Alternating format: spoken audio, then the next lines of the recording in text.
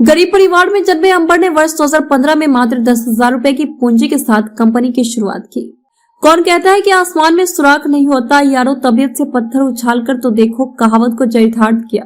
चंदौली के साधारण परिवार से आने वाले अंबर मौर्य ने गरीब परिवार में जन्मे अंबर ने वर्ष 2015 से मात्र 10,000 रुपए की पूंजी के साथ कंपनी की शुरुआत की है और आज की तारीख में करोड़ों के मालिक बने हैं। अंबर मौर्य प्रधानमंत्री के जॉब क्रिएटर वाले रास्ते पर चलते हुए लोगों को रोजगार देने का भी काम कर रहे हैं।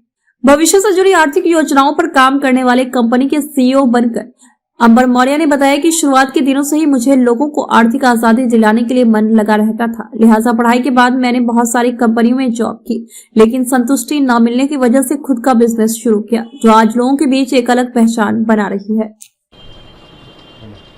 परिचय दीजिएगा। जी, मेरा नाम अंबर मौर्य है। हाँ, और मेरी कंपनी का नाम है परैक्सिया मार्केट कंसल्टेंट्स प्राइवेट लिमिटेड, जिसका मैं सीईओ हूँ। कंपनी कब शुरुआत हुई, किन परिस्थितियों में शुरुआत हुई और किस मुकाम तक आज कंपनी है? जी, कंपनी की शुरुआत की बात करें तो कंपनी हमारी बेंगलोर में 2015 में स्टार्ट किया था हमने। जो स्टॉक मार्केट का जो बिज़नेस स्टार्ट किया था हमने, तो 2015 में बेंगलोर से स्टार्ट किया था और हम थे, एक हमारे मित्र थे, उनके साथ मिलकर स्टार्ट किया था हमने।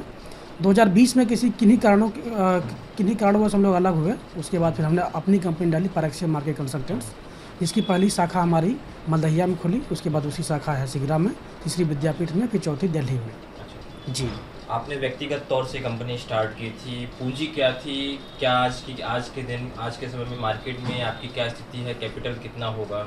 जी, पूंजी की बात करें तो इनिशियली 2015 में हम लोगों ने कुछ 30-40 हज़ार के आसपास की लागत से स्टार्ट किया था। जी, और अब की बात करें तो तकरीबन 4 ऑफिसेज हमारी हैं, जिनमें इंफ्रास्ट्रक्चर की बात करें तो तकरीबन 30 से 40 लाख का इंफ्रास्ट्रक्चर होगा हमारा। और अगर बात की जाए ट्रांजैक्शंस की, टर्नओवर की, तो तकरीबन 25 से 30 लाख की हम लोगों का मंथली टर्नओवर हम लोग का है।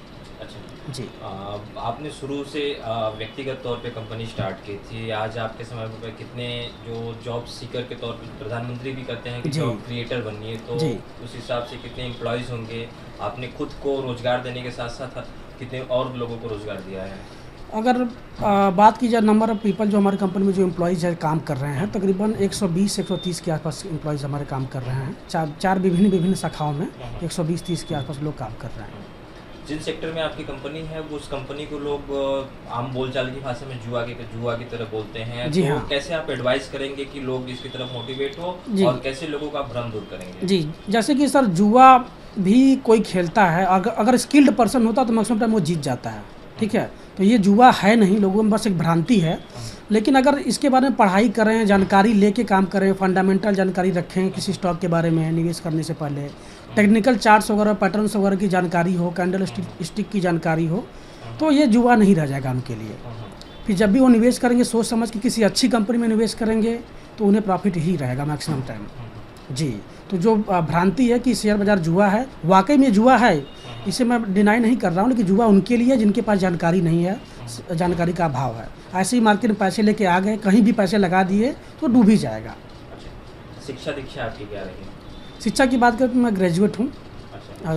बैचलर ऑफ कंप्यूटर एप्लीकेशन मैंने किया हुआ है। अच्छा। और अभी MBA भी मेरा अपीयरिंग है, लगभग लास्ट ईयर कंप्लीट हो चुका है डिस्टेंस लर्निंग के थ्रू, और मुझे जल्दी उम्मीद है कि वो भी क्वालिफाई हो जाएगा मेरा। इसके साथ बात की जाए तो मुझे डॉक्टरेट की मानद उपाधि भी मिली है।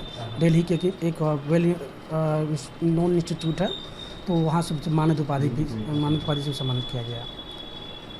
तो आपका बेस्ट स्ट्रगल पार्ट क्या रहा? क्योंकि आपने पढ़ाई करने के बाद बातचीत के दौरान कही कि आपने नौकरी भी की, नौकरी को ड्रॉप करके बिजनेस में आए, तो फैमिली वालों का कैसा रिस्पॉन्स रहा आपको लेकर? जी, जैसा कि मैंने बताया कि पहली जॉब मेरी मनरेगा की थी। उसके बाद मैं मुंबई गया, तो मुंबई में उसके बाद सिक्योरिटी गार्ड की 3-4 महीने जॉब किया। उसके बाद फिर कोरियर बॉय की नौकरी किया मैंने। कोरियर बॉय की नौकरी करने के दौरान बहुत चीज़ें सीखने को मिली, क्योंकि मुझे विभिन्न कंपनियों में आना जाना मेरा लगा रहता था। हर सेक्टर की कंपनियों में लगभग कह सकते हैं कि आना जाना था मेरा। मैन्युफैक्चरिंग से लेकर सर्विस इंडस्ट्री तक की कंपनियों में मेरा आना जाना था। वहाँ के बिज़नेस के बारे में समझता था, सीखता था कि किस तरह का बिज़नेस कर रहे हैं। अगर मुझे बिज़नेस करना रहेगा तो कितनी पूंजी की आवश्यकता होगी और किन किन चीज़ों की किस क्वालिफिकेशन की ज़रूरत होगी, वो चीज़ें मैं सीखता था। तो जैसा कि मैंने आपको बताया था, और मैं स्टडी भी कर रहा था, साथ ही साथ में VC की स्टडी कर रहा था। बीच में जब छुट्टियाँ मिलती थी 3-4 महीने की, तो वापस मैं मुंबई जाता था सेम कोरियर की ही जॉब करने। तो BCA के लास्ट ईयर के दौरान मुझे मेरा सिलेक्शन ICICI बैंक में हुआ था। तो वहाँ पे जॉब करने के दौरान बहुत सारी चीज़ें सीखने को मिली। तो HSBC और ICICI के बाद HSBC में मैंने जॉब किया था, HSBC के लिए।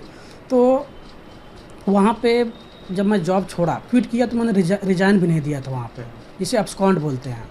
तो चूँकि मुझे बिज़नेस करना था, शुरू से बचपन से इच्छा थी मुझे बिज़नेस करना है, क्योंकि मुझे पता था कि अगर मैं जॉब करूँगा तो लिमिटेड रह जाऊँगा मैं। तो शुरू से इच्छा थी कि बिज़नेस करना है। तो एक मेरा दोस्त मिला जो कि बचपन का ही दोस्त था मेरा, अनुराग। तो उसके साथ मिल के मैंने 2015 में कंपनी स्टार्ट किया बेंगलुरु में। उस दौरान कई सारी बाधाओं का सामना करना पड़ा, जैसे कुछ मोरल सपोर्ट ज़्यादा नहीं मिल पाए, क्योंकि हम लोग जिस कैटेगरी में बिलोंग्स रखते हैं, मध्यम वर्ग फैमिली से, तो वहाँ पे होता है जॉब करो, बिजनेस में रिस्क मत लो। तो अच्छी खासी जॉब मिल गई, उसे छोड़ो मत। तो थोड़ा सा दबाव हावी हुआ था, लेकिन मैंने बोला कि नहीं, मुझे लगता है मैं कुछ अच्छा कर पाऊँगा। अगर थोड़ा सा मैं यहाँ पे रिस्क लेता हूँ तो हो सकता है मेरी लाइफ जो है बन जाए और बिजनेस में कुछ अच्छा कर पाऊँ मैं। तो उसी दौरान मैंने बुक पढ़ी थी, नेपोलियन हिल की बुक पढ़ी थी, थिंक एंड ग्रो रिच। उससे बहुत कुछ सीखने को मिला। अगर आपकी सोच ऊंची रहती है तो आप बढ़िया कर सकते हो। अगर सोच ऊंची है, उसी दिशा में प्रयास कर रहे हो, तो आपको मंजिल ज़रूर मिलेगी।